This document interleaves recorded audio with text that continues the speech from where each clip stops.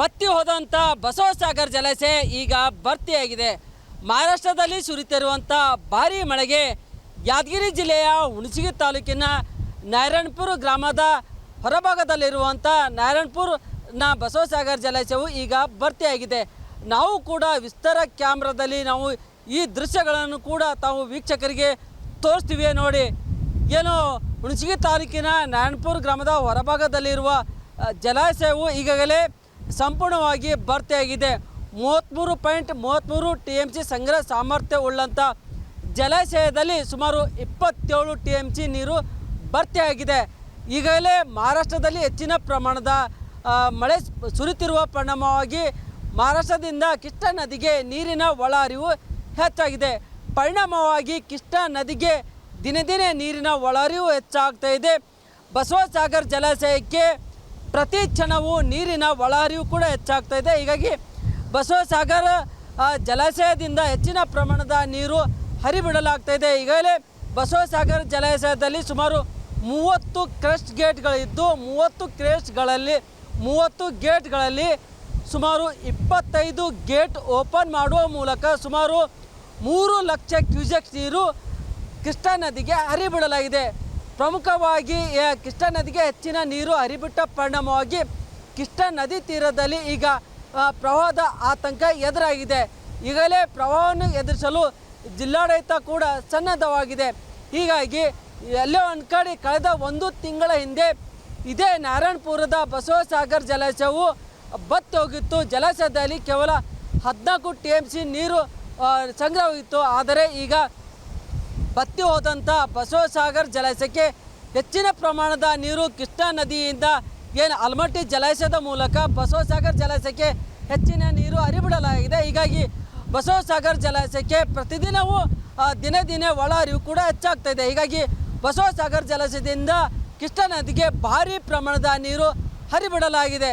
Cameraman Lakshmikant Lingeri ಜೊತೆ ನಾಗಪ್ಪ ಮಾಲಿ ಪಾಟೀಲ್, ವಿಸ್ತಾರ news, Yadgir. ಬತ್ತಿ ಹೋದಂಥ ಬಸವಸಾಗರ ಜಲಾಶಯ ಈಗ ಭರ್ತಿಯಾಗಿದೆ.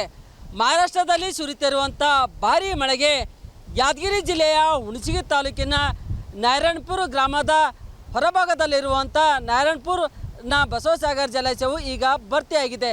ನಾವು ಕೂಡ ವಿಸ್ತಾರ ಕ್ಯಾಮ್ರಾದಲ್ಲಿ ನಾವು ಈ ದೃಶ್ಯಗಳನ್ನು ಕೂಡ ತಾವು ವೀಕ್ಷಕರಿಗೆ ತೋರಿಸ್ತೀವಿ. ನೋಡಿ, ಏನು ಹುಣಸಗಿ ತಾಲೂಕಿನ ನಾರಾಯಣಪುರ ಗ್ರಾಮದ ಹೊರಭಾಗದಲ್ಲಿರುವ ಜಲಾಶಯವು ಈಗಾಗಲೇ ಸಂಪೂರ್ಣವಾಗಿ ಭರ್ತಿಯಾಗಿದೆ.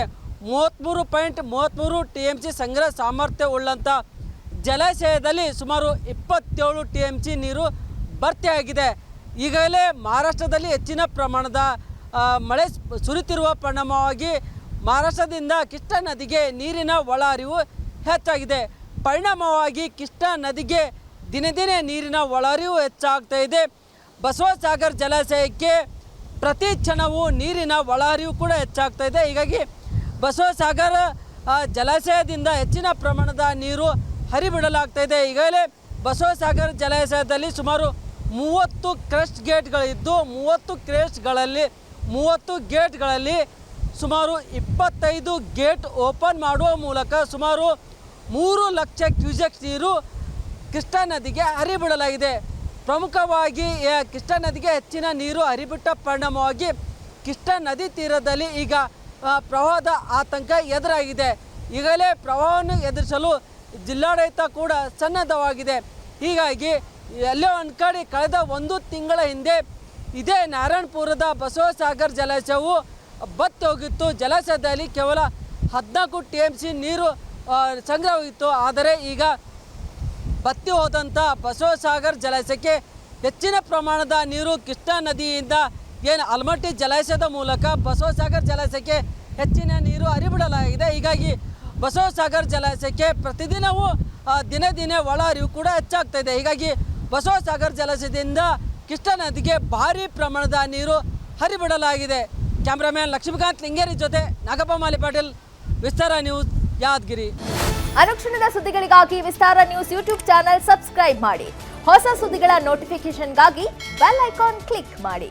ಲೇಟೆಸ್ಟ್ ಅಪ್ಡೇಟ್ಸ್ಗಾಗಿ www.vistaranews.com ವೆಬ್ಸೈಟ್ಗೆ ವಿಸಿಟ್ ಮಾಡಿ. ಅಂಗೈಯಲ್ಲೇ ಜಗತ್ತಿನ ಸುದ್ದಿ ತಿಳಿಯಲು ವಿಸ್ತಾರ ನ್ಯೂಸ್ ಕನ್ನಡ ಆಪ್ ಡೌನ್ಲೋಡ್ ಮಾಡಿ.